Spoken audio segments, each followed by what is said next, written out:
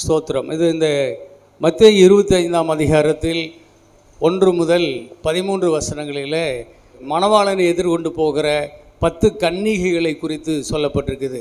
அதில் 5 பேர் மணவாளனை சந்திக்கும்படி உள்ளே போயிட்டாங்க. மற்ற 5 பேர் உள்ளே போகலை. அவங்க ஆயத்தமாக இல்லை. விளக்கும் ஆயத்தமாக இருக்கணும், விளக்குக்கு எண்ணெயும் ஆயத்தமாக இருக்கணும். 5 பேர் தான் அதில் உஷாராக இருந்து விளக்கு எரிகிறதுக்கு எண்ணெயும் வைத்திருந்தாங்க. ஆயத்தமாக இருந்தவங்க உள்ளே போயிட்டாங்க. மீதி 5 பேர் உள்ளே போக முடியல. அப்படி சொல்கிறாரு. சொல்லிவிட்டு அடுத்தது அப்படியே 14ஆம் வசனத்திலிருந்து அடுத்த உவமை சொல்கிறாரு.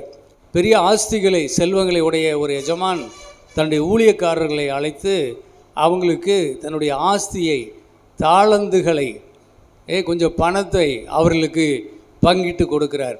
ஒருத்தங்கிட்ட 5 தாளந்து கொடுக்குறார், ஒருத்தங்கிட்ட 2 தாளந்து கொடுக்குறார், இன்னொருத்தங்கிட்ட 1 தாளந்து கொடுக்குறார். ஒவ்வொருத்தனுடைய தகுதிக்கு தகுந்த மாதிரி அவர்களுக்கிட்ட அந்த தாளந்துகளை, ஏதோ ஒரு குறிப்பிட்ட ஒரு தொகை பணத்தை அவர்கள் கையில் கொடுத்துட்டு அவர் தூரதேசத்துக்கு போயிருக்கிறார். போயிட்டு திரும்பி அவர் வராரு. வந்த பொழுது தன்னிடத்தில் தாளந்துகளை வாங்கினவர்களை கூப்பிடுறார். கூப்பிட்ட பொழுது ஒருத்தன் வந்து 5 தாளந்து வாங்கினவன் அதை 10 ஆக்கி எஜமானிடத்தில் கொடுத்தான். எஜமானே, நீங்கள் எனக்கு 5 கொடுத்துட்டு போனீங்களா, நான் அதை 10 ஆக்கிட்டேன் அப்படின்னு சொல்லி கொடுத்தான். எஜமான் மிகுந்த சந்தோஷப்பட்டு, நல்லது, உத்தமமும் உண்மையும் உள்ள ஊழியக்காரனே, கொஞ்சத்திலே உண்மையுள்ளவனாய் இருந்தாய், அநேகத்தின் மேல் உன்னை அதிகாரியாக வைப்பேன், உன் எஜமானுடைய சந்தோஷத்தில் பிரவேசி என்றான். அதே மாதிரி 2 தாளந்து வாங்கினவன் வந்தான். அவன் வந்த உடனே சொன்னான், எஜமானே, நான் 2 உங்ககிட்ட வாங்கினேன், அதை 4 ஆக்கிட்டேன் அப்படின்னு சொல்கிறான். இப்போ என்கிட்ட 4 இருக்குது, இந்தாங்க எஜமானேன்னு கொடுக்குறான். அப்போ அவனுக்கும் அதே மாதிரி எஜமான் சொல்கிறாரு, நல்லது, உத்தமமும் உண்மையும் உள்ள ஊழியக்காரனே, கொஞ்சத்திலே உண்மையுள்ளவனாய் இருந்தாய், அநேகத்தின் மேல் உன்னை அதிகாரியாக வைப்பேன், உன் எஜமானுடைய சந்தோஷத்தில் பிரவேசி என்றான். இப்படியே ஒவ்வொருவரும் வந்து தங்களுடைய தாளந்து கணக்குகளை எஜமானிடத்தில் ஒப்படைக்கிறார்கள். அப்புறம் ஒருத்தன் வந்தான். அவன் 1 தாளந்து வாங்கினவன்.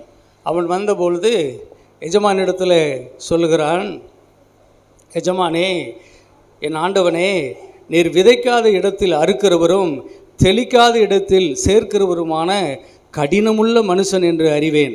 ஆகையால் நான் பயந்து போய் உமது தாளந்தை நிலத்திலே புதைத்து வைத்தேன். இதோ உம்முடையதை நீர் வாங்கி கொள்ளும் என்றான். அவனுடைய எஜமான் பிரதி உத்தரமாக, பொல்லாதவனும் சோம்பலுமான ஊழியக்காரனே, நான் விதைக்காத இடத்தில் அறுக்கிறவன் என்றும் தெளிக்காத இடத்திலே சேர்க்கிறவன் என்றும் நீ அறிந்திருந்தாயே. அப்படியானால் நீ என் பணத்தை காசுக்காரர் வசத்திலே போட்டு வைக்க வேண்டியதாக இருந்தது.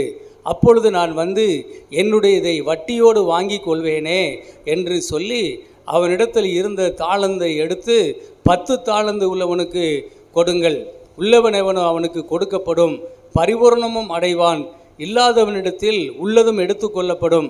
பிரயோஜனமற்ற ஊழியக்காரனாகிய இவனை புறமான இருளிலே தள்ளி போடுங்கள், அங்கே அழுகையும் பற்கடிப்பும் உண்டாயிருக்கும் என்றான். அப்பா, அன்பான தேவ பிள்ளைகளே, எஜமான் இந்த ஊழியக்காரர்களிடத்தில் கொடுக்கப்பட்ட அந்த பணத்தை அவர்கள் அதை அதிகப்படுத்தி இருந்தால், பெருக்கி இருந்தால், எஜமான் மிகுந்த சந்தோஷப்படுகிறவராக காணப்படுகிறது. எஜமானுடைய சந்தோஷத்தில் பிரவேசி அப்படின்னு எஜமான் அவனை கொண்டு வந்து மகிழ்ச்சி அடைகிறார். ஆனால் இங்கே பாருங்கள், இந்த 1 தாளந்து வாங்கினவன் அதை நிலத்தில் புதைத்து வைத்து விட்டு அவன் வந்து இப்படி வசனம் பேசுகிறான். எஜமானை குறித்து தவறான எண்ணத்தை கொண்டிருக்கிறான்.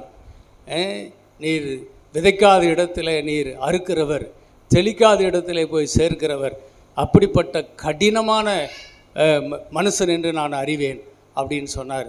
நீ அப்படின்னா நீ நிலத்தில் போட்டு மூடி வைக்கிறத விட ஒரு வட்டிக்காரங்கிட்ட பணம் காசு பெருக்கிறவ வட்டிக்காரங்கிட்ட நீ கொடுத்துருந்தீங்கன்னா கூட நான் வரும்போது அதை வட்டியோடு நான் வாங்கியிருப்பேனே. உன்னை மண்ணை தோண்டி உள்ளே புதைச்சி வச்சு உனக்கும் பிரயோஜனம் இல்லை, நீயும் பிரயோஜனப்படுத்தலை, எனக்கும் பிரயோஜனம் இல்லாமல் நீ வாழ்ந்தாய். நீ சோம்பலுள்ள ஒரு ஊழியக்காரன், பொல்லாதவனும் சோம்பலுமான ஊழியக்காரனை என்று அவனை குறித்து சொல்லுகிறார். ஆனால் அவன் என்ன சொல்கிறான், ஆண்டவரே உமக்கு பயந்து நான் அப்படி செஞ்சேன் அப்படின்னு. இல்லை, நீ பொல்லாதவனும் சோம்பலுமான ஊழியக்காரன் என்று சொன்னால், நீ பிரயோஜனமற்ற ஊழியக்காரன் என்று சொன்னார். அவரிடத்திலிருந்து உள்ளதை பிடுங்கிட்டார். அந்த ஒன்றையும் பிடுங்கிட்டு 10 தாளந்து இருக்கிறவனுக்கு கொடுத்துட்டு, கம்மியாக இருக்கிறவனுக்கு கொடுக்கலாமில்ல, 4 தாளந்து வச்சுருக்கிறவனுக்கு கொடுக்காம 10 தாளந்து உள்ளவனுக்கு கொடுக்குறாரு. உள்ளவனவனோ அவனுக்கு கொடுக்கப்படும். அப்படின்னா எப்போவுமே நம்ம கையில் இருக்கிற பணத்தை பெருக்கினால் எஜமான் சந்தோஷப்படுகிறார், மிகவும் சந்தோஷப்படுகிறார். அல்லேலூயா சொல்லுவோமா? கொஞ்ச நாளைக்கு முன்னாடி அங்கே பார்த்து கொண்டிருந்த லூக்கா 16ஆம் அதிகாரத்தில் ஒரு உக்காரானக்காரன் தன் எஜமானுடைய செல்வத்தை அழிக்கிறவனாக காணப்பட்டான். ஆனால் இங்கேயுமே பார்க்கிறோம், எஜமான் நம்மிடத்தில் கொடுக்கப்பட்ட செல்வத்தை பெருக்கினால் அதை அவர் மிகுந்த சந்தோஷம் அடைகிற எஜமான் நம்முடைய ஆண்டவர் என்பதை நீங்கள் பார்க்க வேண்டும். அருமையான தேவ பிள்ளைகளே, இது ரொம்ப முக்கியமான விஷயம். அதுக்கு அடுத்தது மத்தேயு 25ஆம் அதிகாரத்தில் 31 நீங்கள் படித்தீங்கன்னா 46 வரையிலும் மனுஷகுமாரன் அவர் மகிமையில் அவர் வரும்போது என்ன நடக்குது, செம்மறி ஆடுகளையும் வெள்ளாடுகளையும் அவர் வெவ்வேறாக அவர் பிரிக்கிறதாக பார்க்கிறோம். சொல்கிறாரு, வலதுபுறத்தில் இருக்கிற செம்மறி ஆடுகளை பார்த்து ஜனங்களை பார்த்து சொல்கிறாரு, வாருங்கள், உலகத் தோற்றத்துக்கு முன்னே உங்கள் பிதா உங்களுக்காக ஆயத்தம் பண்ணப்பட்டிருக்கிற ராஜ்யத்தை சுதந்திரித்து கொள்ளுங்கள் அப்படின்னு சொல்லி ஆண்டவர் அவர்களை உள்ளே கூட்டிகிட்டு போகிறாரு. இந்த வலது பக்கத்தில் இருக்கிறவர்களுக்கும் இடதுபுறத்தில் இருக்கிறவங்களுக்கும் என்ன வித்தியாசம்? இந்த செம்மறி ஆடுகளுக்கும் வெள்ளாடுகளுக்கும் என்ன வித்தியாசம்? செம்மறி ஆடு மேய்ப்பன் எங்கே போகிறான்னா அங்கே அது போய்கிட்டே இருக்கும், வேறு எங்கேயுமே போகாது. ஆனால் இந்த வெள்ளாடு என்ன செய்யும்? வேலி தாண்டி மேய்ப்பனுக்கு கட்டுப்படாது. அது எல்லா இடத்துலையும் மேடு காடு வேலி எல்லாம் தாண்டிக்கிட்டு தெரியும். அப்போ ஸ்தோத்திரம், எஜமானுடைய கட்டுப்பாட்டுக்குள் இல்லாத ஆடுகள் தான் வெள்ளாடுக. இந்த செம்மறி ஆடுகளுக்கு ராஜ்யத்தின் சந்தோஷம் கொடுக்கப்படுகிறது. வலதுபுறத்தில் இருக்கிற மக்கள் நாமெல்லாம் தான் ரட்சிக்கப்பட்டிருக்கிறோம். வலதுபுறத்தில் இருக்கிற செம்மறி ஆடு போன்ற தேவனுடைய பிள்ளைகளாக இன்றைக்கி நாம் இருக்கிறோம். நம்மை குறித்து தான் அவர் சொல்கிறார். அப்படி என்ன எங்களுக்கு இவ்வளோ பெரிய சந்தோஷத்தை கொடுக்கறதுக்கு என்ன காரணம் அப்படின்னு கேட்டால் சொல்கிறாரு, நான் பசியாக இருந்தேன் எனக்கு உணவு கொடுத்தீங்க, நான் தாகமாக இருந்தேன் எனக்கு தண்ணி கொடுத்தீங்க, வஸ்திரம் இல்லாமல் இருந்தேன் எனக்கு வஸ்திரம் கொடுத்தீங்க, நான் வியாதியாக இருந்தேன் என்னை விசாரிக்க வந்தீங்க, நான் காவலில் இருந்தேன் என்னை நீங்கள் பார்க்க வந்தீங்க அப்படின்னு சொன்னார். நீங்கள் எப்போ அப்படி இருக்கிறதாக நாங்கள் எப்போ கண்டன்னு சொல்லும்போது, இந்த சிறியாருக்கு நீங்கள் எதை செய்கிறீர்களோ அதை எனக்கே செய்தீர்கள் என்று நான் உங்களுக்கு சொல்லுகிறேன் என்று சொன்னார். உங்களையெல்லாம் சந்தோஷத்துக்குள்ளே பிரவேசிக்க பண்ணுறார். ஆனால் இந்த வெள்ளாடுகளை இடது பக்கத்தில் இருக்கிற அந்த ஆட்டுக்கூட்டத்தை எங்கே போக சொல்கிறாரு? 41 வாசிக்கிறோம். இடது பக்கத்தில் நிற்கிறவர்களை பார்த்து அவர் சபிக்கப்பட்டவர்களை என்னை விட்டு பிசாசுக்காகவும் அவருடைய தூதர்களுக்காகவும் ஆயத்தம் பண்ணப்பட்டிருக்கிற நித்திய ஆக்கினியிலே போங்கள் என்றார். அவங்களுக்கு அதே தான் சொல்கிறார். நான் பசியாக இருந்தேன், நீங்கள் எனக்கு ஆகாரம் கொடுக்கல அப்படின்னு ஒவ்வொன்றா சொல்லிட்டு வரார். அப்போ அவங்களுக்கு நித்திய ஆக்கினை கொடுக்கப்பட்டது, நித்திய ஆக்கினை. ஆனால் நன்மை செய்தவர்களுக்கு நித்திய ஜீவன் கிடைத்தது. அல்லையிலே சொல்ல பார்ப்போம். நன்மை செய்தவர்களுக்கு நித்திய ஜீவன் கிடைத்தது, நன்மை செய்யாமல் வாழ்ந்தவர்களுக்கு நித்திய நரகம் கிடைத்தது. அருமையான தேவ பிள்ளைகளே, இந்த மாதிரியெல்லாம் ஆண்டவர் பேசிகிட்டு இருந்தால் கேட்குறதுக்கு எப்படி இருக்கும்? ரொம்ப கஷ்டமாக இருக்கும். இதெல்லாம் கடினமான உபதேசம். இது என்ன ஆண்டவரே, ஏதோ நாங்கள் வந்தோம்னா ஒரு 4 வார்த்தை ஆசீர்வாதமாக நீ நல்லா இருப்ப, கைவிடப்பட மாட்டேன், உன்னை காப்பாற்றுவேன், தூக்கி எடுப்பேன், உன்னை அரவணைப்பேன், முத்தம் செய்வேன், உன் கஷ்டமெல்லாம் நீக்குவேன் அப்படின்னு ஒரு 4 வார்த்தை நல்ல பால் பாஸ்டரை வச்சு சொன்னீங்கன்னா நான் சந்தோஷப்படுவேன். இது என்ன இப்படி சொல்கிறீங்களே, நித்திய நரகம், நித்திய புறமான இருள், இப்படியெல்லாம் தள்ளி போடுவேன்னு சொல்லி மிரட்டுறீங்களே அப்படின்னு சொல்லி நீங்கள் கூட உங்கள் மனசில் கேட்கலாம். இதெல்லாம் யார் கேட்பா? இதெல்லாம் கடினமான உபதேசம் அப்படின்னு சொல்லி நிறைய பேர் விலகி போயிட்டாங்களாம். அது மாதிரி இருக்கும். ஆனால் அது மாதிரி போகாமல் இருக்கிறதுக்கு இந்த ஊழியக்காரங்க ஒரு டெக்னிக் பண்ணுறாங்க. அது இந்த தாளந்துன்னு சொல்கிறாரு இல்லைங்க. இந்த தாளந்துங்கிறது எதை குறிக்கிறது என்றால் அப்படி ஆவிக்குரிய வரங்களை குறிக்கிறது, தீர்க்க தரிசன வரம், பேயோட்டுற வரம், அந்நிய பாஷை வரம், இந்த மாதிரி ஆவிக்குரிய வரங்களை குறித்து தான் ஆண்டவர் சொல்கிறாருங்க. தேவன் உங்களுக்கு கொடுத்த பாடுகிற வரம், உங்களுடைய வரங்களை குறித்து அவர் சொல்கிறாரு அப்படின்னு சொல்லி நிறைய நேரங்களில் தேவனுடைய பிள்ளைகளுக்கு இப்படி பேசி இதெல்லாம் ஆவிக்குரிய காரியங்கள் அப்படின்னு சொல்லி அப்படியே ஒரு டைவர்ட் பண்ணி விட்டுட்டாங்க. ஆனால் உண்மையாகவே இங்கே இது ஆவிக்குரிய காரியங்கள் சொன்னால் ஏற்றுக்கலாம், ஒன்றும் பிரச்சனையும் இல்லை.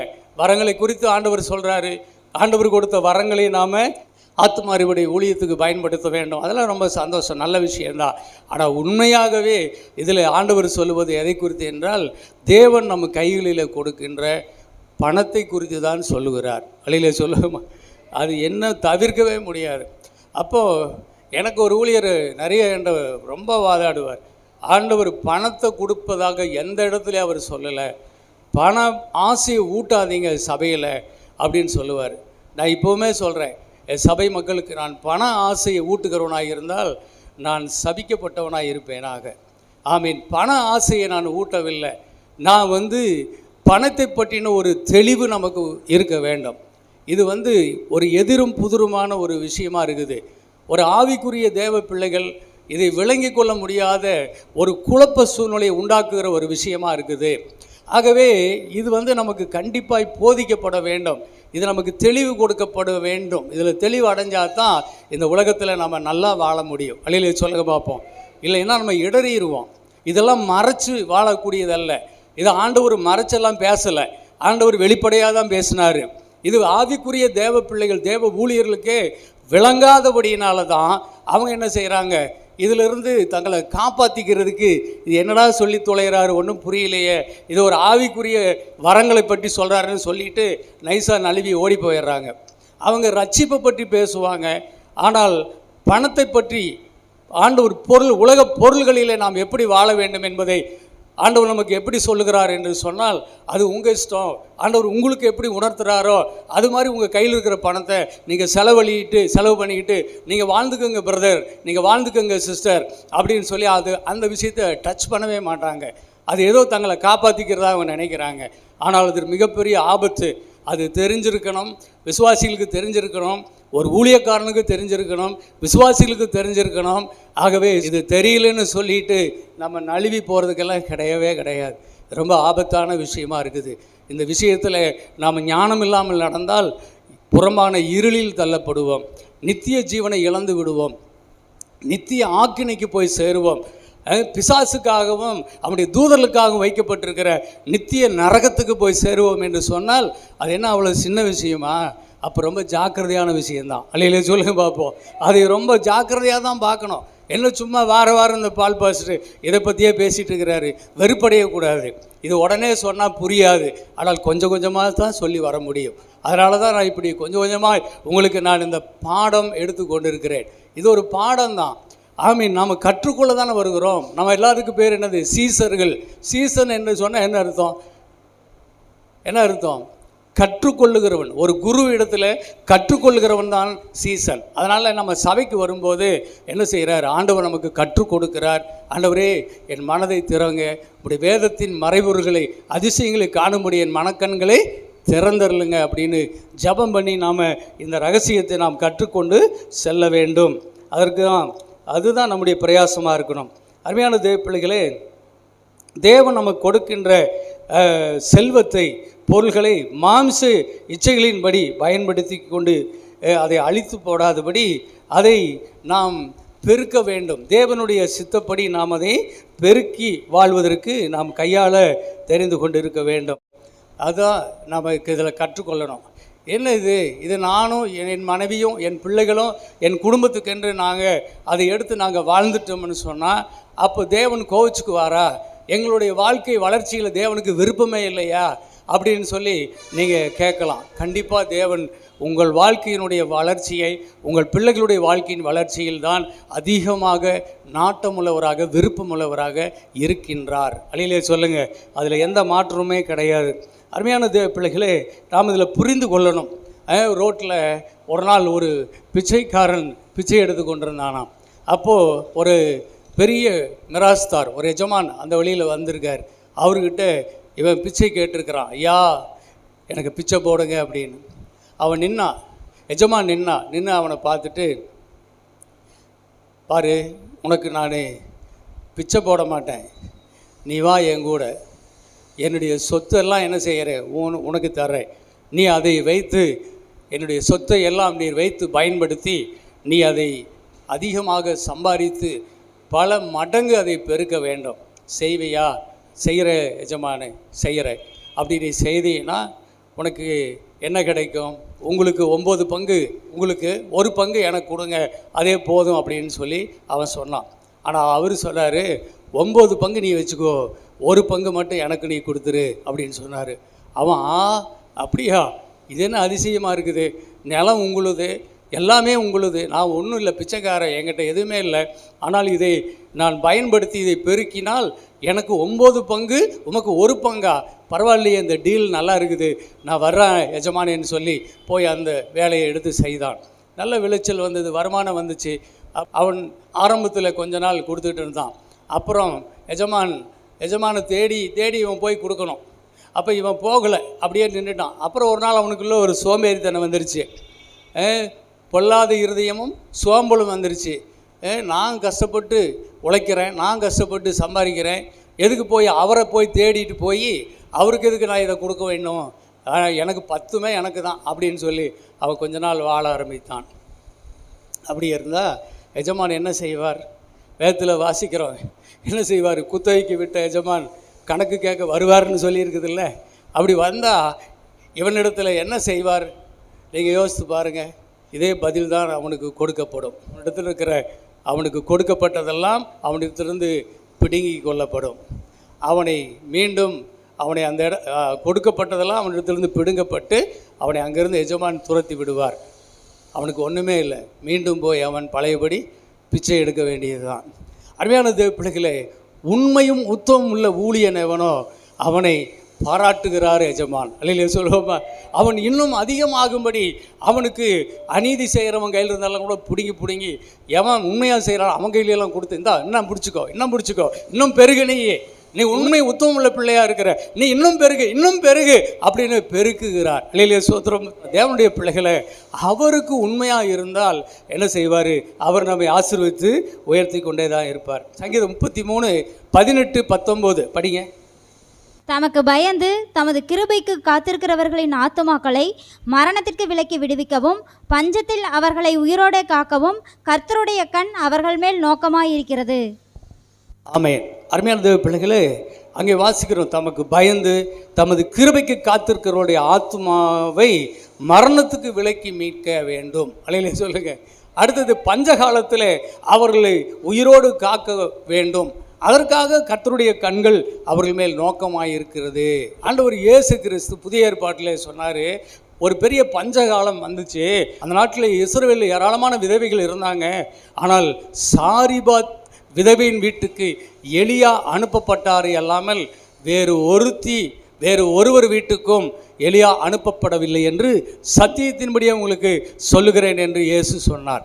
அப்போ இதில் என்ன சத்தியம் என்று சொன்னால், இஸ்ரவேலில் எத்தனையோ விதவைகள் இருக்கிறாங்க, ஆனால் இந்த விதவை கர்த்தருக்கு பயந்து அவருடைய கிருபைக்கு காத்திருந்த ஒரு விதவை. அல்லையிலே சொல்லி பார்ப்போம்.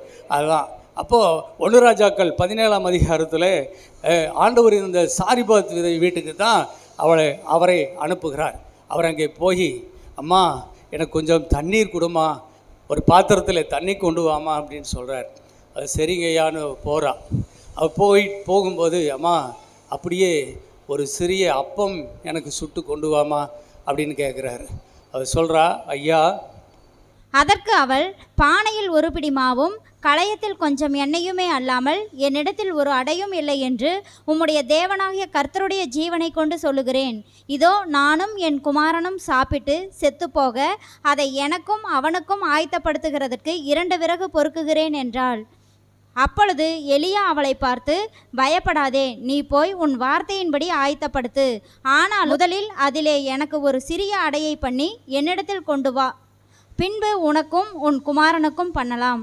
கர்த்தர் தேசத்தின் மேல் மழையை கட்டளையிடும் நாள் மட்டும் பானையின் மா செலவழிந்து போவதும் இல்லை, கலசத்தின் எண்ணெய் குறைந்து போவதும் இல்லை என்று இஸ்ரவேலின் தேவனாகிய கர்த்தர் சொல்லுகிறார் என்றான். அவள் போய் எலியாவின் சொற்படி செய்தாள். அவளும் இவனும் அவள் வீட்டாரும் அநேக நாள் சாப்பிட்டார்கள். கர்த்தர் எலியாவை கொண்டு சொன்ன வார்த்தையின்படியே பானையிலே மா செலவழிந்து போகவும் இல்லை, கலசத்தில் எண்ணெய் குறைந்து போகவும் இல்லை. அந்த விதவைகிட்ட கேட்ட பொழுது அவள் சொன்னா, ஐயா கர்த்தருடைய ஜீவனை கொண்டு சொல்கிறேன் அப்படின்னு அர்த்தம். சத்தியமாக சொல்கிறேன் ஐயா, எனக்கு கொஞ்சம் மாவும் கொஞ்சம் எண்ணெய் தான் இருக்குது, இதான் கடைசி 2 விறகு பொறுக்கிறேன், நானும் என் மகனும் இதை சாப்பிட்டோம்னா அடுத்த வேலைக்கு எங்களுக்கு இல்லை, தேசத்தில் கொடிய பஞ்சம், எங்களுக்கு கொடுத்து உதவி செய்வாரும் யாரும் கிடையாது, அதுக்கு அடுத்தது எங்களுக்கு சாவு தான், அதுக்கு அடுத்தது எங்களுக்கு என்னங்க மரணம்தான் என்பதை கர்த்தருடைய ஜீவனை கொண்டு சொல்கிறேன் அப்படின்னு சொன்னான். அது எவ்வளோ துக்கமாக சொல்லியிருப்பாள்ல, ரொம்ப துக்கமாக சொல்லியிருப்பா. சோத்திரம். ஆனால் எலியா சொன்னார், பயப்படாதம்மா, நீ சொன்னபடியே போய் செய், ஆனால் முதலில் ஒரு சிறிய அடையை எனக்கு கொண்டு வா அப்படின்னு கேட்டார். சரிங்க ஐயா என்று அவள் போய் முதல்ல ஒரு சிறிய அடையை சுட்டு அதை கொண்டு போய் எலியாவுக்கு கொடுத்தாள். பிறகு போய் பானையிலே மாவு எடுத்து தன்னுடைய மகனுக்காகவும் தனக்காகவும் அவள் சுட ஆரம்பிக்கும்போது அங்கே அற்புதம் தொடங்கிவிட்டது. மாவு வந்துக்கிட்டே இருக்குது, எண்ணெய் குறையவே இல்லை. அல்லையிலே சொல்லுவோமா? ஆமாம், எலியா சொன்னபடியே நடந்தது. பஞ்சகால முடிவு வரையிலும் எலியாவும் அந்த விதவையும் அந்த விதவையின் மகனும் அப்புறம் அந்த விதவையின் வீட்டாரும் எல்லாரும் சேர்ந்துக்கிட்டாங்க. இப்போ எல்லாருமே திருப்தியாய் சாப்பிட்டார்கள். அல்லையிலே சொல்லுங்க பார்ப்போம். ஆமேன். அருமையான தேவ பிள்ளைகளே, தமது கிருபைக்கு காத்திருக்கிறவர்களின் ஆத்துமாவை மரணத்தினின்று விடுதலை ஆக்குவதற்காக, அப்புறம் பஞ்சகாலத்திலே அவர்களை உயிரோடு காப்பாற்றுவதற்காகவும் கர்த்தருடைய கண்கள் அவர்கள் மேல் நோக்கமாக இருக்கிறது. அல்லையிலே சொல்லுங்க. அருமையான தேவ பிள்ளைகளே, அற்புதம்னா அற்புதங்க. கர்த்தருக்கு ஸ்தோத்திரம். இதில் ஒரே ஒரு விஷயத்தை நம்ம பார்க்கிறோம். ஒரே ஒரு விஷயந்தான். இதில் தவறி இருந்தால், அந்த பெண் தவறி இருந்தால் அவை ஆசீர்வாதம் முழுசுமே இழந்து போயிருப்பான். என்ன காரியம் செஞ்சா? ஸ்தோத்திரம். அவள் முதலாவது ஒரு அடையை சுட்டு அதை எடுத்துகிட்டு வந்து தேவ மனுஷனுக்கு அதை கொடுத்து விட்டாள். அல்லையிலே சொல்லுங்க. ஆமாம், ஒருவேளை கடைசி ஒரு அப்பத்தை அவள் சுட்டு கொண்டு வந்திருந்தா ஊழியக்காரர் சாப்பிட்ருப்பாரா? கண்டிப்பாக சாப்பிட மாட்டார். ஏனென்றால் தேவனுடைய ஊழியக்காரனுக்கு கட்டளை என்ன என்றால், கர்த்தருக்கு கொடுக்கும் முதல் தரமானவைகள் அவைகளை என் ஊழியக்காரனுக்கு நான் கொடுத்தேன் என்று சொல்லுகிறார். அல்லையிலே சொல்லுங்க பார்ப்போம். முதல் தரமானது வரும், அது தேவனுடைய ஊழியக்காரனுக்கு என்று எடுத்து வைக்கப்பட்டு முதல் தரமானது கொண்டு வரப்படும்.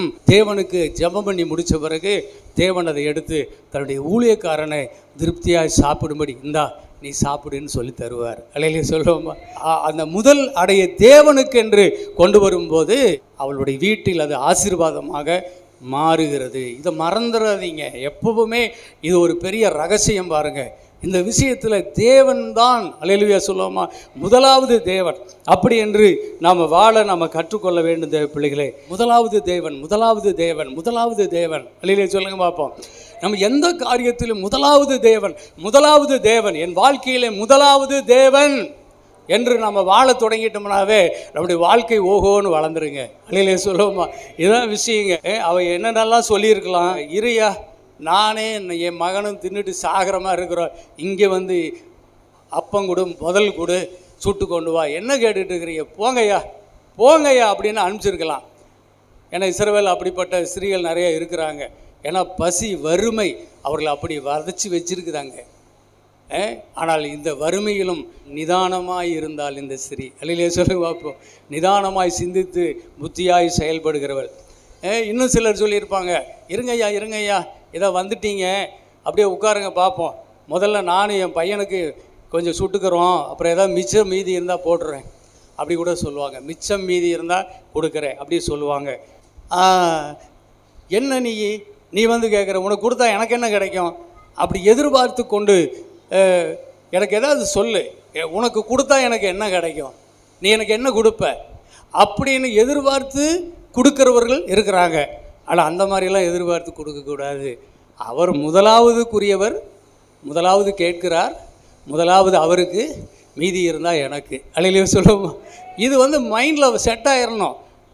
ஓ, நான் உனக்கு கொடுத்தா நீ எனக்கு என்ன தருவ, கொடுப்பியா, கொடுக்க மாட்டியா, அப்பப்போ போயிட்டே இரு அப்படி சொல்லிடக்கூடாது. நீ எனக்கு கொடுத்தாலும் சரி கொடுக்கலைனாலும் சரி, நீர் முதலாவதுக்குரியவர், உமக்கு நான் கொடுப்பேன், மீதியை எனக்காக வைத்துக்கொள்வேன். அல்லேலூயா சொல்ல பார்ப்போம். இந்த மனப்பாங்கு இருக்குதுல்ல, நோக்கம் இருக்குதுல்ல, இது நம்முடைய மனசில் ஆழமாய் பதிய வேண்டும் பாருங்க. அப்பொழுது தான் அந்த முதல் மரியாதை அவருக்கு கொடுத்துட்டு வாழும்போது அவர் முதல்வர், முன்னவர், இந்த உலகத்துக்கே அவர் தான் மிகப்பெரிய ராஜா. அவர் நம்மை போசிக்காமல் இருப்பாரா? அல்லேலூயா சொல்லுங்க பார்ப்போம். அது போசித்தாலும் போசிக்காட்டாலும் நீங்கள் தான், உனக்கு எனக்கு நீங்கள் தான் எஜமான் அப்படின்னு கொடுத்துட்டா நம்ம அடுத்தது அவர் போசிப்பார். அதனால தான் சொன்னார், இதோ வாசற்படியில் நின்று நான் கதவை தட்டுகிறேன், ஒருவன் என் சத்தத்தை கேட்டு தன் கதவை திறந்தால் முதல்ல அவன் சாப்பாடை நான் சாப்பிடணும், அதுக்கு அடுத்தது என் சாப்பாடு அவனுக்கு தருவேன். அல்லையிலே சொல்லுங்க பார்ப்போம். என் சாப்பாடு என்ன, ஏதோ பழசு, ஏதோ என்கிட்ட இருக்கிற ஏதோ ஒன்று அதில் பெஸ்ட்டு எனக்கு கொடு, அவ்வளோதான் கேட்குறார். பழசாக இருந்தாலும் பரவாயில்ல, உங்கள்கிட்ட இருக்கிற அந்த முதல் பெஸ்ட்டை எனக்கு கொடு, அதான் கேட்குறார். அப்போ நம்ம பெஸ்ட்டை நம்ம கொடுக்கும்போது அவரிடத்துலேருந்து பெஸ்ட்டானவைகள் எல்லாம் நமக்கு அவர் கொடுப்பார். இப்போ சொல்லணும், நீங்கள் கொடுக்கலைனாலும் நான் உங்களுக்கு கொடுப்பேன் ஆண்டவரே. அழிலே சொல்ல பார்ப்போம். ஆமென். அப்படி கொடுக்கணும். அப்போ ஒரு நாள் ஒரு சர்ச்சில் ஒரு 200 பேர் இருக்கிற ஒரு சபையில் ஒரு ஊழியர் பிரசங்கத்துக்கு ஸ்பெஷலாக கூப்பிட்டுருந்தாங்க. அவர் ஒரு சர்ச்சு கட்டிகிட்டு இருக்கிறாரு. அப்போ இந்த ஊழியக்காரர் அழைச்ச சபை ஊழியர் நான் தானே வச்சுக்கங்களேன். அப்போ இந்த ஊழியர் பிரசங்கியாருக்கு ஒரு சர்ச்சு கட்டுறாரு, ஆண்டவரை மனசில் பேசுகிறாரு. அவருக்கு ஒரு 50,000 ரூபா நம்ம சர்ச்சில் கலெக்ஷன் பண்ணி அவருக்கு கொடுக்கலாம், 1000 ரூபாய் கொடுக்குற 50 பேர் தேவை அப்படின்னு சொல்கிறார். அப்போ சர்ச்சில் 200 பேர் இருக்கிறாங்க, 200-250 பேர். ஒரு 1000 ரூபா கொடுக்கறதுக்கு யார் கொடுக்குறீங்கன்னு கேட்ட பொழுது 50 பேர் எந்திரிங்கன்னாரு. டக்குன்னு எந்திரிச்சாங்க.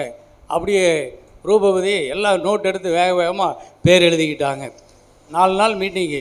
3ஆவது நாள் எல்லாருக்கும் டைம் கொடுத்தாங்க. 3ஆவது நாள் அந்த 50 பேரும் கொடுத்துட்டாங்க. அந்த பணம் வந்து சேர்ந்துருச்சு. அப்போது அவர் 4ஆவது நாள் நீங்கள் எப்படி இந்த பணத்தை கொண்டு வந்தீங்கன்னு சொல்லி கொஞ்சம் பேரை சாட்சிக்கு கூப்பிட்டார். அவங்க வந்து சொன்னாங்க, ஐயா சர்ச்சு கட்ட ஆண்டவருக்கு பணம் வேணும்னு கேட்ட பொழுது என் கையில் பணமே இல்லை, இருந்தாலும் ஆண்டவருக்கு முதலாவது தருணுங்கிற எண்ணம் வந்துச்சு, எப்படியாவது கர்த்தர் எனக்கு தருவார், நான் கொடுக்குற ஆண்டவரே. நான் எந்திரிச்சு நின்னேன். நான் வீட்டுக்கு போகும்போது எனக்கு ஆண்டவர் ஒரு அற்புதம் பண்ணியிருந்தார். ரொம்ப வருஷமாக வராத ஒரு கடன் 25,000 ஒருத்தர் வந்து என்னை காத்திருந்து வீட்டில் கொடுத்துட்டு போனான் அப்படின்னு சொன்னார்.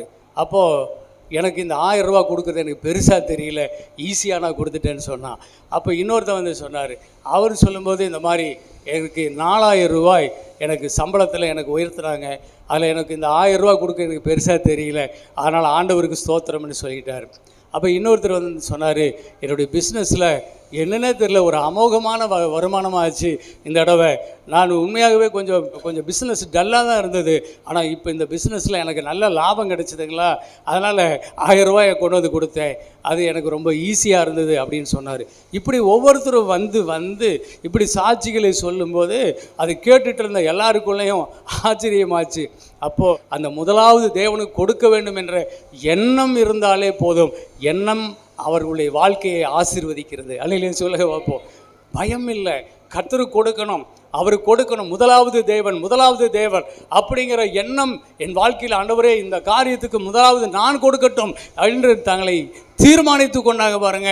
தேவன் வாய்க்க பண்ணிட்டார் காரியங்களையெல்லாம். அப்போ ஸ்தோத்திரம். அவங்களுக்கெல்லாம் எல்லாரும் சாட்சி சூப்பர். அப்போ எல்லாரும் அமைதியாக இருந்தபோது ஒருத்தர் எந்திரிச்சு நின்னார். அப்புறம் இன்னொருத்தர் எந்திரிச்சு நிற்கிறாங்க. என்னன்னு கேட்கும்போது, ஐயா நாங்களும் 1000 ரூபா தரோம் அப்படின்னு சொல்லி நான் தர்றேன்னு மறுபடியும் இன்னொரு 50 பேர் எந்திரிச்சாங்க. அப்போது அவர் அமைதியாக அப்படியே பார்த்துட்டு இருந்தார்.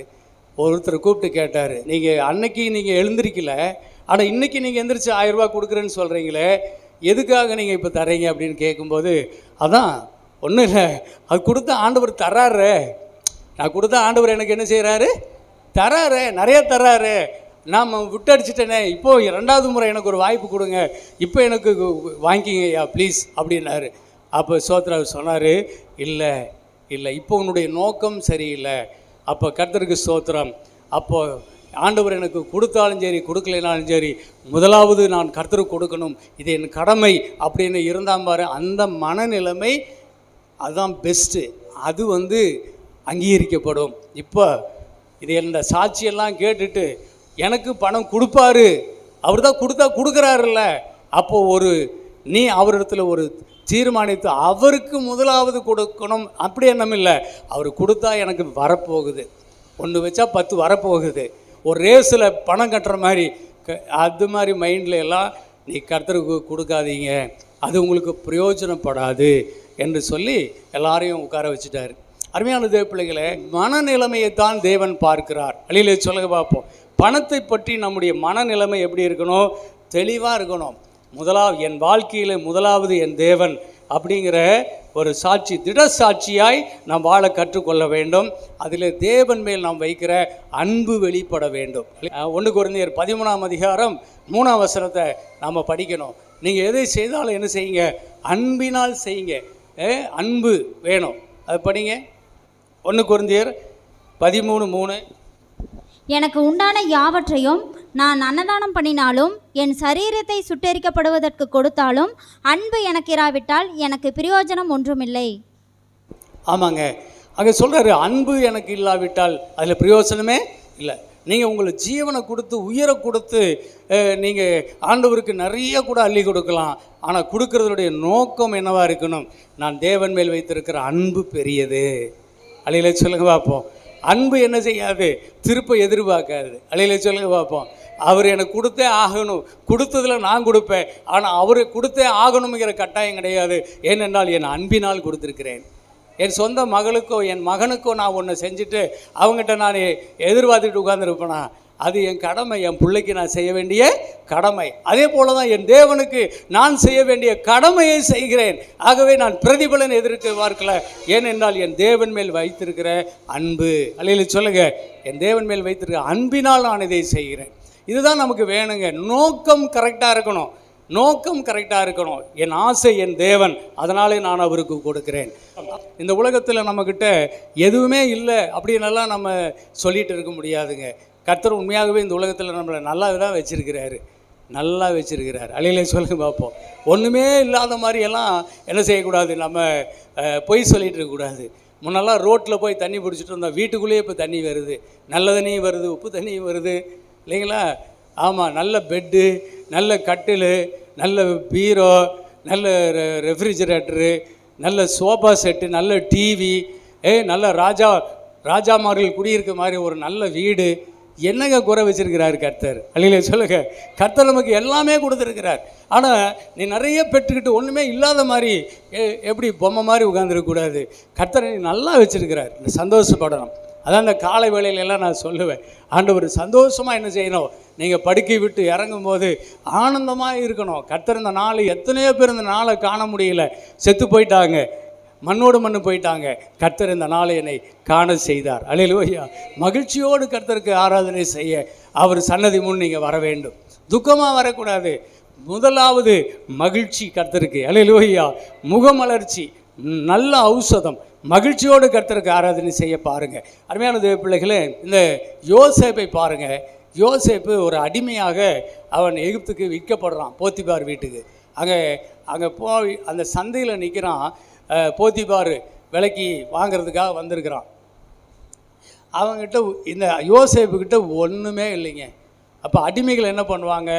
நிர்வாணமாக நிறுத்தி அவனை சுற்றி சுற்றி பார்த்து, இந்த ஆடு மாடுகளை பல்லெல்லாம் பிடிச்சி டெஸ்ட் பண்ணுறாங்கல்ல, அது மாதிரி வாயை திறக்க சொல்லி எத்தனை பல்லு முளைச்சிருக்கெல்லாம் பார்ப்பாங்க. அது மாதிரியெல்லாம் பார்ப்பாங்க. கண்ணு பார்ப்பாங்க, அவன் தலைமுடிக்குள்ளே மண்டையிலங்க அடிபட்டுருக்கான்னு பார்ப்பாங்க, எத்தனை தழும்பு இருக்குது, காயம் இருக்குது, அதெல்லாம் பார்ப்பாங்க, எத்தனை சுழி இருக்குதுன்னெல்லாம் பார்ப்பாங்க.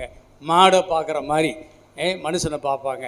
யோசேப்பை குறித்து சொல்லுகிறது, யோசேப்புக்கிட்ட காசு பணம் எதுவும் இல்லை, அவன் நிர்வாணியாய் ஒன்றும் இல்லாமல் நிற்கிறான். ஆனால் அவங்ககிட்ட அழகு இருந்தது, சௌந்தரியமானவனாய் இருந்தான், சிவந்த மேனி உடையவன். அழிலே சொல்லுங்க பார்ப்போம். அழகுனா அழகான பையனாக இருந்தான். எல்லாவற்றுக்கு மேலே தேவன் யோசேப்போடு கூட இருந்தார். யோசேப்பு ஒரு ஆசீர்வதிக்கப்பட்ட ஒரு அபிஷேகமுள்ள தேவ பிள்ளை. அவனை வாங்கிட்டு போனவன் பாக்கியவான். யோசேப்பு எதை செய்தானோ அதையெல்லாம் கர்த்தர் வாய்க்க பண்ணிக்கிட்டே இருந்தார். அழில சொல்ல பார்ப்போம். அப்போ அது மாதிரி தான் தேவ பிள்ளைகளை, இன்றைக்கி உங்கள் கையில் ஜோப்பில் பணம் இல்லை, காசு இல்லை, எதுவுமே இல்லைன்னு கவலைப்படாதீங்க. நீங்கள் அழகாக கடவுள் உங்களை படைச்சிருக்கிறாரு. அழில சொல்ல அறிவாக உங்களை வச்சுருக்கிறாரு.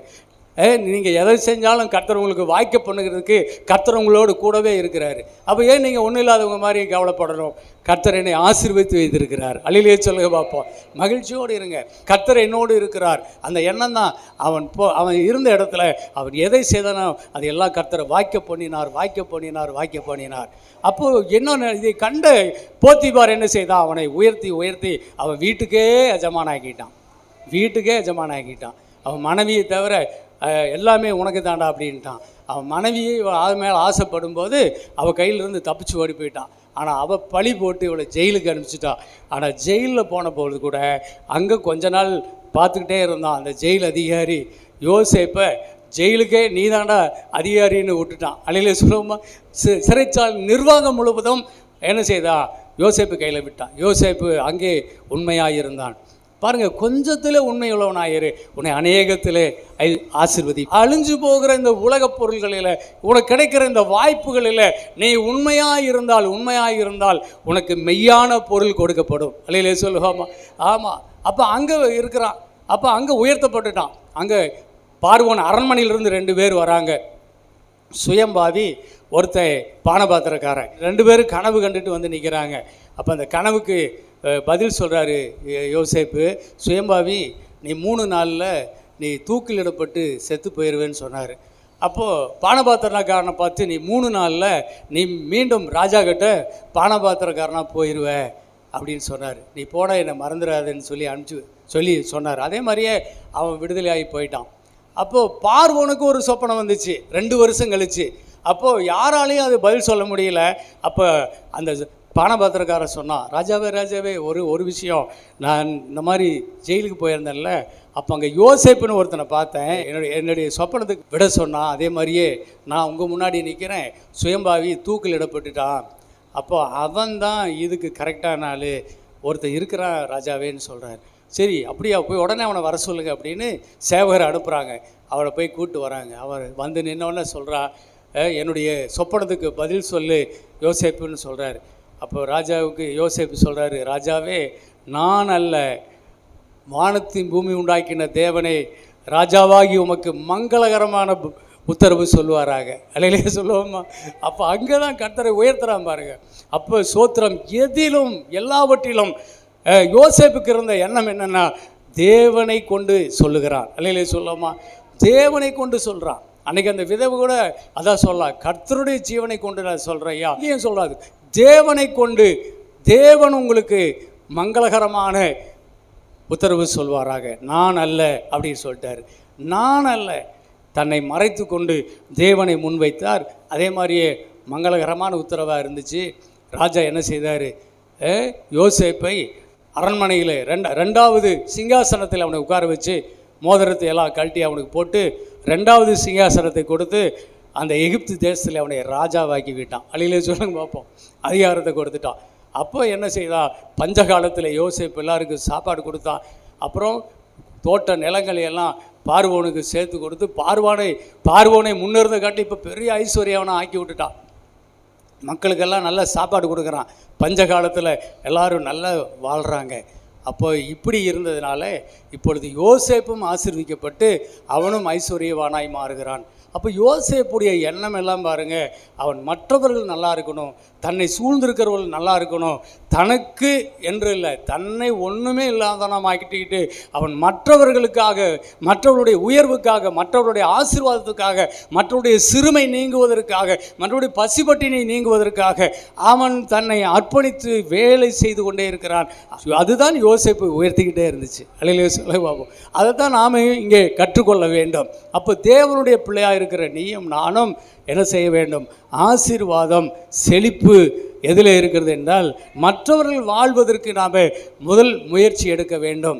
அப்போது அதையத்தான் தேவன் இன்றைக்கு நம்மிடத்தில் அவர் தேடுகிறார். யோசேப்பு உயர்த்தப்பட்டான், நல்ல செல்வந்தனாய் மாறினான். ஒரு நாள் அவங்க அப்பா, அவர் சகோதரர்கள் எங்கே இருக்கிறாங்க? எல்லாம் கானாவூரில். எல்லாத்தையும் போய் கூட்டிகிட்டு வர சொல்லிட்டான். கூப்பிட்டு வந்து எகிப்து தேசத்திலே ஒரு நல்ல சிறந்த இடம், நல்ல ஆடு மாடுகள் மேய்ச்சல் உள்ள ஒரு இடம், தண்ணி வசதி உள்ள ஒரு இடம், அதை தேர்ந்தெடுத்து அங்கே தன் குடும்பத்தை வாழ வைத்தான். தன்னை கொல்லும்படி அடித்து போட்டவர்கள், குழியில் போட்டு விட்டவர்கள், தன்னுடைய தகப்பன் வீட்டார் எல்லாரையும் அன்போடு அரவணைத்து அவர்களுக்கும் போஷிக்கிறான். அல்லையிலே சொல்லுவோம். அதுதாங்க யோசேப்பு. அதனால தான் யோசேப்பு உயர்த்தப்பட்டான். அவன் எல்லாரையும் மன்னிக்கிறான், எல்லாரையும் அரவணைக்கிறான். தன் சத்துரு பசியாக இருந்தால் கூட அவனுக்கு ஆகாரம் கொடு, தன் சத்துரு தாகமாக இருந்தால் அவனுக்கு தண்ணி கொடு, அவன் வஸ்திரம் இல்லாததான் அவனுக்கு வஸ்திரம் கொடு அப்படின்னு சொன்னார். ஆகவே சோத்திரம், எல்லாரையும் அரவணைக்கிறவன், அன்பு செலுத்துகிறவன், ஆதரிக்கிறவனாக இருந்தான் யோசேப்பு. அதான் ரொம்ப முக்கியங்க. யோசேப்பு மிகவும் நெருக்கப்பட்டான். நெருக்கப்படுகிற காலங்களில் அவரே என் தஞ்சம் என்று வாழ்ந்தார்கள். அல்லையே சொல்லுவோம், கர்த்தரே என் தஞ்சம். அப்போ இன்றைக்கி விசுவாச பிள்ளைகள் நெருக்கப்படும் போது முதல்ல என்ன செய்வாங்க? அவங்க செய்கிற தவறு என்ன? முதல்ல நெருக்கப்படும் போது, பண கஷ்டம் வரும்போது காணிக்கையை நிறுத்து, தசமபாகத்தை நிறுத்து அப்படி நிறுத்திடுவாங்க. அப்போது இன்றைக்கி கோயிலுக்கு போயிட்டு வரலாம் அப்படின்னா அப்போ தான் ஒருத்தர் வந்து வேலைக்கு கூப்பிடுவான். இன்றைக்கி வந்தேன்னா 500 ரூபா சம்பளம்பா. ஓ அப்படியா, கோயிலுக்கு போகிறத நிறுத்து, பைபிள் படிக்கிறத நிறுத்து, ஜபத்துக்கு போகிறத நிறுத்து, ஊழியம் பண்ணுறதை நிறுத்து. அப்போ பணத்துக்காக ஓட ஆரம்பிச்சிருவாங்க. அவர்கள் நெருக்கப்படுகிற காலங்களிலும் கர்த்தரே என் தஞ்சம் என்று நாம் வாழ தெரியணும். அல்லையிலே சொல்வோமா? ஆமென். தான தர்மங்கள் கொடுப்பதை நிறுத்தக்கூடாது, காணிக்கை தசமபாகங்கள் கொடுப்பதை நிறுத்தக்கூடாது, ஜபத்தை நிறுத்தக்கூடாது, கர்த்தரை தேடுகிறதை நாம் நிறுத்தவே கூடாது. அப்போ ஸ்தோத்திரம், கர்த்தர் நம்மை மென்மேலும் ஆசீர்வதிப்பார். ஆதியாகமம் 26ஆம் அதிகாரத்தில் ஒரு சம்பவம் நடக்குது. அங்கே வந்து தேசத்தில் ஒரு பெரிய பஞ்சம் வந்துருச்சு. அப்போ எல்லா ஜனங்களும் என்ன செய்கிறாங்க? எகிப்துக்கு அவர்கள் ஓடுகிறார்கள். எகிப்துக்கு சாப்பாட்டு பிழைப்பதற்காக எகிப்தை நோக்கி ஓடிட்டு இருக்கிறாங்க. நம்முடைய ஈசாக்குக்கு மட்டும் கர்த்தர் சொன்னபடி, நீ இங்கேயே இரு, நீ இங்கேயே விதை, இங்கேயே கர்த்தர் உன்னை நான் ஆசீர்வதிப்பேன்னு சொன்னார். ஈசாக்கு கர்த்தரை நம்பினான். அந்த தேசத்தில் விதை விதைத்தானா அது நல்லா பெருகி வந்துச்சு. அவன் எல்லாம் விட்டுட்டு ஓடி போயிட்டான்ல, நிலமெல்லாம் காலியாக கிடக்குது. அவன் நிலத்துலையும் போய் விதைச்சி விட்டான். எல்லா நிலமும் விளையுது. அப்போ சோத்திரம், எல்லா பூமியினுடைய விளைச்சலை பூரா அள்ளி எடுக்கிறான். ஈசாக்கு அந்த நாட்களில் விதைத்தான். பஞ்ச காலத்தில் ஈசாக்கு தேசத்தை விட்டு ஓடலை, அவன் விதைத்தான். பஞ்ச காலத்தில் விதைத்தான். நம்முடைய தேவைகள் அதிகமாக இருக்கிற நேரத்தில் கூட நாம் என்ன செய்யணும்? நம்முடைய தேவைகளை குறைத்து கொள்ள வேண்டும். நம்முடைய செலவுகளை குறைச்சிக்கிட்டு கர்த்தருடையதை குறைக்கக்கூடாது. அல்லையிலே சொல்ல பார்ப்போம். கர்த்தர் இதில் தான் நம்மை பரிசோதிப்பார். பால் பாஸ்டர் நல்லா பண்ணுறாரியா பிரசங்கம், அவர் வாழ்கிறதுக்கு வழி செஞ்சுட்டு இருக்கிறாரு. தயவுசெய்து அப்படி நினச்சிடாதீங்க. நான் சத்தியத்தை போதித்து கொண்டிருக்கிறேன். அல்லையிலே சொல்லுவோமா? அப்போ ஸ்தோத்திரம், நீங்கள் உங்கள் வாழ்க்கையில் நீங்கள் உங்களுக்கு நெருக்கப்படுகிற நாட்களில் என்ன செய்ய வேண்டும் என்றால், உங்களுடைய தேவைகளை கொஞ்சம் குறைச்சிக்கிட்டு ஆனால் கர்த்தருக்கு கொடுக்கறத நீங்கள் அதிகமாக்கலாம். பஞ்ச காலத்தில் தான் ஈசாக்கு அதிகமாய் விதைத்தான். நீ எந்த காலத்தில், எந்த நோக்கத்தில், எப்படி நீ தேவனை நம்புகிறாய், அதுதான் விஷயம். அங்கே இருக்கிற ஜனங்கள்லாம் பசிக்கு பட்டினிக்கு பயந்துக்கிட்டு தன் விதை நெல் தானியத்தை எல்லாம் எடுத்துக்கிட்டு அவன் ஓடியா போயிட்டான் வெளியில். ஈசாக்கு மட்டும்தான் அங்கேயே இருந்து விதைத்து என்ன செய்தான்? 100க்கு 100 மடங்கு பலன் எடுத்து வர விருத்தி அடைந்து மகா பெரிய ஐஸ்வர்யவான் ஆனான். அழிலே சொல்ல பார்ப்போம். ஆமீன். இதெல்லாம் நமக்கு வந்து தேவன் கொடுத்திருக்கிறார். தமக்கு பயந்து தமது கிருபைக்கு காத்திருக்கிறவர்களை, அவர்கள் மேல் இருக்கிற ஆத்துமாவினுடைய மரணத்தின் கட்டை அவிழ்த்து அவர்களை விடுதலை செய்யும்படியாகவும், பஞ்சகாலத்தில் அவர்களுக்கு உணவு கொடுத்து அவர் உயிரோடு பாதுகாக்குவதற்காகவும் தேவன் நம்மேல் நோக்கமாய் அவர் இருக்கிறார். அல்லையிலே சொல்லுங்க. இதை நம்ம புரிந்து கொள்ளணும் தேவ பிள்ளைகளே. கர்த்தருக்கு ஸ்தோத்திரம். 2 கொரிந்தியர் 9ஆம் அதிகாரம் 10ஆம் வசனத்தில் வாசிக்கிறவனுக்கு விதையையும் புசிக்கிறதற்கு ஆகாரத்தையும் அளிக்கிறவர் உங்களுக்கு விதையை அளித்து அதை பெருக பண்ணி உங்கள் நீதியின் விளைச்சலை வர்த்திக்க செய்வார். ஆமாம், விதைக்கிறவனுக்கு விதையை கொடுக்குறாரு, புசிக்கிறதுக்கு ஆகாரத்தையும் கொடுக்குறாரு.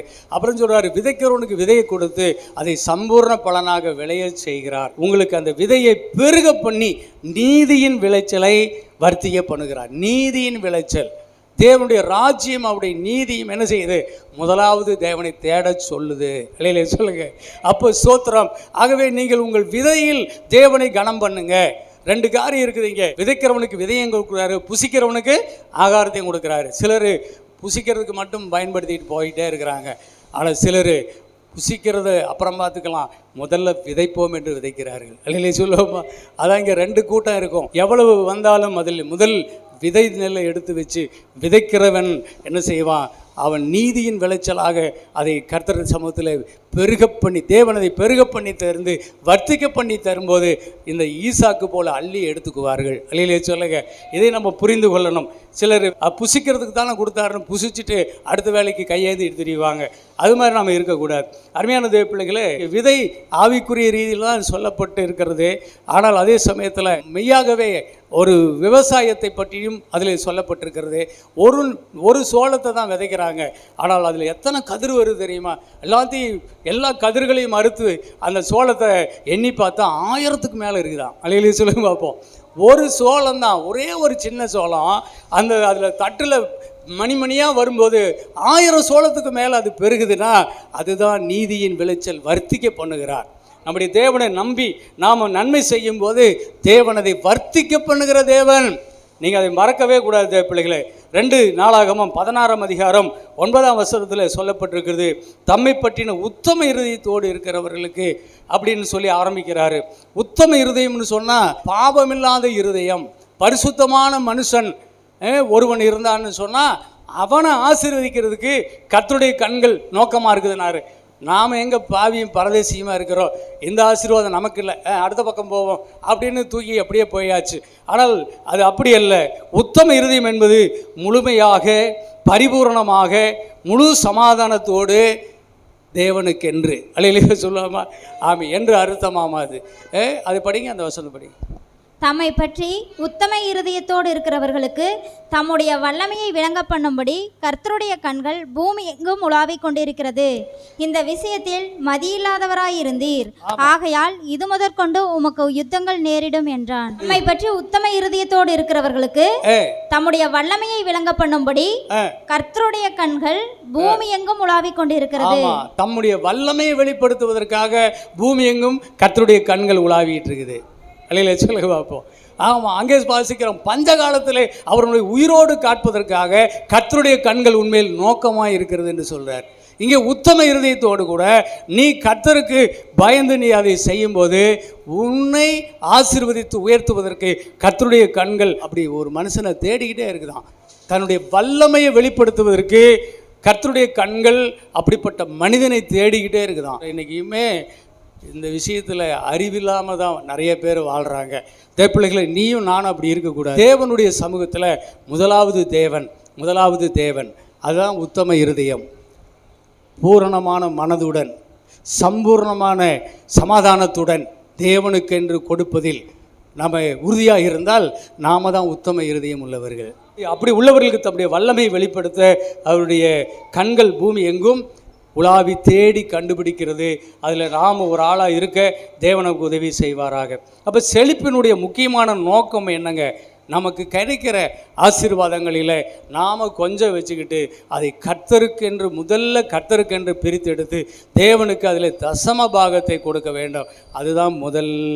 2வது, தேவை உள்ள மக்களுக்கு அதில் ஒரு பகுதியை நாம் செலவழிக்க தெரிய வேண்டும். அப்படி எப்படி செய்யணும்? உத்தம இருதயத்தோடு செய்யணும், பயபக்தியோடு செய்யணும், பிரதிபலன் எதிர்பார்க்காமல் கொடுக்க வேண்டும். அது எப்படி இருக்கணும்? தாழ்மையோடு கொடுக்க வேண்டும், அன்போடு கொடுக்க வேண்டும். அல்லையிலே சொல்லுங்க பார்ப்போம். அன்போடு கொடுக்கணும். நீ செய்வதை தாழ்மையாக செய், அன்போடு செய், அவர்களுக்கு பிரயோஜனமாக இருக்கும்படி செய், மற்றவர்கள் மகிழ்ச்சி அடையணும், ஆசீர்வதிக்கப்படணும். உன்னுடைய அன்பினால் நீ செய்யக்கூடிய காரியத்தில் கடவுளை துதிக்கும்படி ஒரு திருப்தி உண்டாக வேண்டும். இந்த மாதிரி நீ கொடுக்க வேண்டும் அப்படி சொல்கிறார். இந்த தம்பி அவன் தனக்கு எது கிடைச்சாலும் சரி மற்றவர்களுக்கு கொடுக்கறதுல அவனுக்கு ஒரு பெரிய ஆசை, அதில் ஒரு வெறித்தனமாக இருக்கிறான். ஏன்ப்பா இப்படி இருக்கிறேன்னா அது சொல்கிறான், அது என்னால் கொடுக்காமல் இருக்க முடியாது சார் அப்படிங்கிறான். நிறைய பேர் அவன்கிட்ட விண்ணப்பங்கள் கொடுத்துருக்குறாங்க, மனுக்கள் கொடுத்துருக்குறாங்க, அவருடைய தேவையை சொல்லிக்கிறாங்க. அதை இவெல்லாம் படித்தா எனக்கு தூக்கமே வர மாட்டேங்குது, அவன் எல்லாருக்கும் கொடுத்து தீரும் வரையில் எனக்கு அமைதி இல்லைன்னு சொல்லி அவன் நிறைய ப்ரோக்ராமை ஃபிக்ஸ் பண்ணி ஓடி சம்பாரித்து 10 ஆம்புலன்ஸ் வாங்கி கொடுத்துருக்குறான், நிறைய வீடுகள் கட்டி கொடுத்துருக்குறான், நிறைய பேர்களுக்கு வாகனங்கள், ஊனமுற்றோர்களுக்கு வாகனங்கள் வாங்கி கொடுத்துருக்குறான், நிறைய பிள்ளைகளை படிக்க வச்சுட்டு இருக்கிறான். அவன் எல்லாமே தன்னுடைய சொந்த பணத்தில் சம்பாரித்து அவன் அப்படி செய்துக்கிட்டே இருக்கிறான். தமிழ்நாடு மக்கள் அவனை பயங்கரமாக வரவேற்கிறாங்க, கொண்டாடுறாங்க. எதைய? அவனுடைய நல்ல இருதயத்தை, மக்களுக்கு கொடுக்கிற ஒரு இருதயம். அந்த கொடுக்கிற இருதயம் பார்த்தீங்களா எவ்வளோ எங்கே அவனை கொண்டு போய் விட்டுருச்சு. இன்றைக்கி எல்லாத்தையும் பின்னாடி தள்ளி விட்டுருச்சு. இன்றைக்கி அந்த பாலா தான் முதல்ல நிற்கிறான். அப்படி ஆனால் அவனுக்கு எங்கேங்க அந்த சத்தியம் இருக்குது? இங்கே தாங்க இருக்குது சத்தியம், உங்களுக்கு தாங்க போதிக்கப்படுகிறது. அதனால நீங்கள் கேட்கிறவர்களாய் மாத்திரமல்ல, அதன்படி செய்கிறவர்களாய் நீங்கள் இருக்கும்படியாக இருந்தால் கர்த்தர் உங்களையும் அப்படி உயர்த்துவார், என்னையும் அப்படி உயர்த்துவார். அழிலை சொல்லி பார்ப்போம். கர்த்தர் தாமே நம்மை ஆசீர்வதிப்பாராக. ஆமேன். நம்ம ஜெபம் பண்ணி முடிக்கலாம். பரலோக பிதாவே, நீர் எங்களுக்கு கொடுக்கும் எல்லாவற்றிலும் நாங்கள் உமக்கு தசமபாகம் கொடுக்க கிருபை செய்யும், காணிக்கை கொடுக்க கிருபை செய்யும். ஏழை எளிய மக்கள், தேவை உள்ளவர்களுக்கு எங்களுடையதை பங்கிட்டு கொடுத்து